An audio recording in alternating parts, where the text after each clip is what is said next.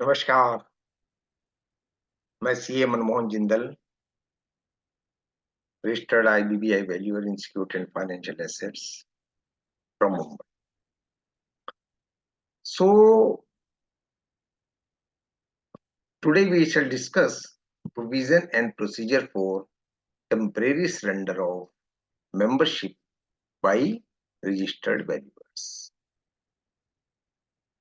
तो कई बार हम को ऐसी जरूरत पड़ जाती है कि अपना सर्टिफिकेट सरेंडर करना पड़ता है, एम्प्लॉयमेंट आ गई और कोई काम आ गया है। तो आरबीज को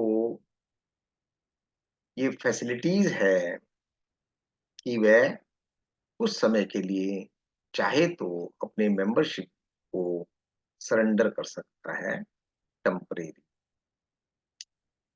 So as per 26(1), a member shall make an application for temporary surrender of his membership of the organization at least 30 days before।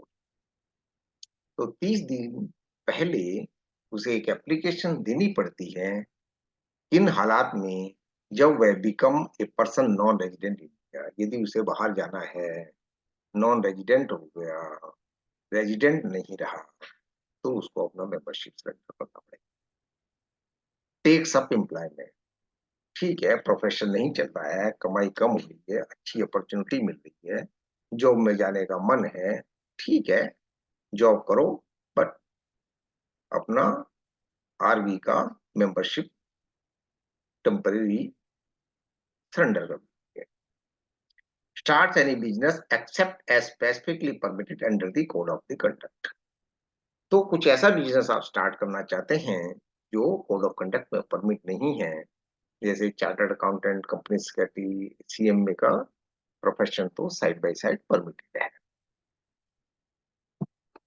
तो जब ये टेम्परेरी सरेंडर की एक्सेप्टेंस हो जाती है और 30 डेज कंप्लीट हो जाते हैं, तब आप एप्लीकेशन देने के बाद तो आपका नाम प्रोफेशनल मेंबर के तौर पर टेम्परेरीली स्ट्रक ऑफ कर दिया जाता है from the register of the organisation. हम सबको पता है कि जो हमारा आरबीओ है वह एक रजिस्टर मेंटेन करता है जिसमें सब एक्टिव मेंबर्स के नाम रहते हैं। तो name of the professional member shall be temporary struck off from the register of the organisation and after that the same shall be intimated to the authority.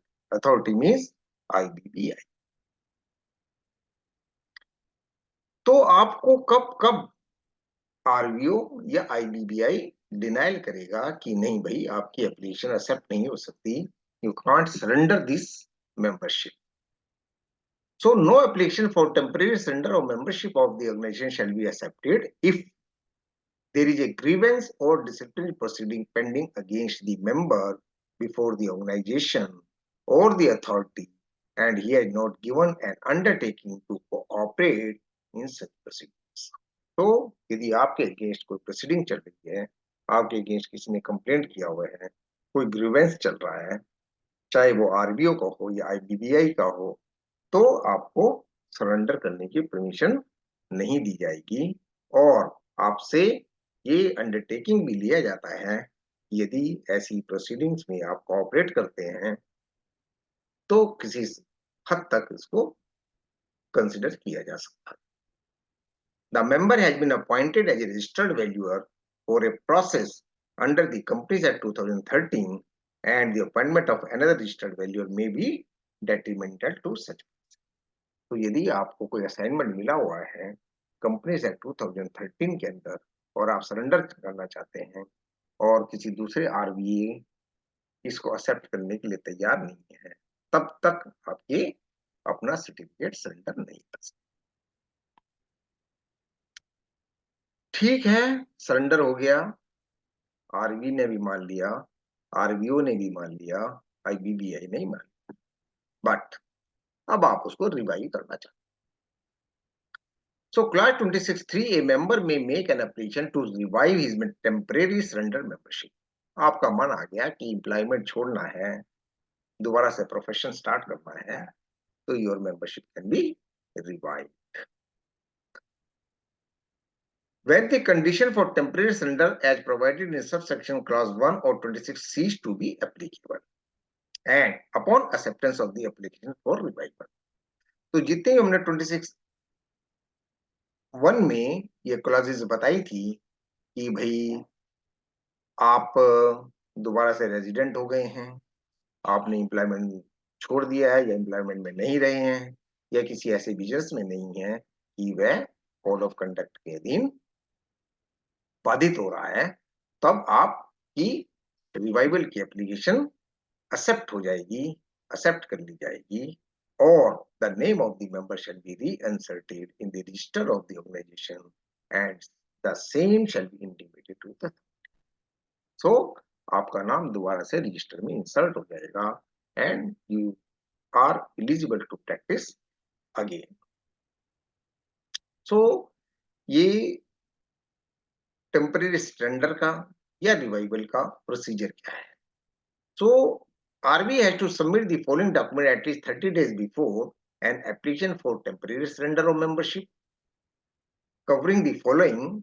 There is no grievance or disciplinary proceeding pending against you in the authority.